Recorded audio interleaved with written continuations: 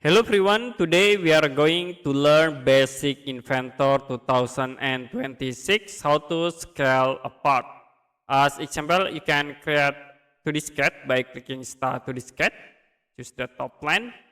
Now you can draw a rectangle and also a circle. Click Finish, use the extrude tools to convert into 3D.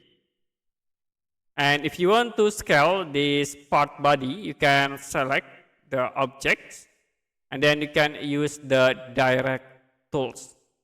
We show the option, can use the scale option and then click at these points to scale like 2s, you can tap 2 and the object will be automatically scaled 2s.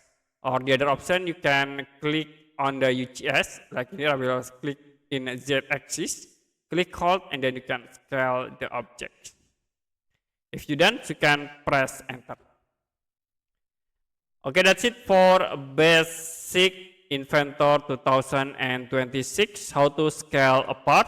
If you have any question about tutorial, you can comment below this video.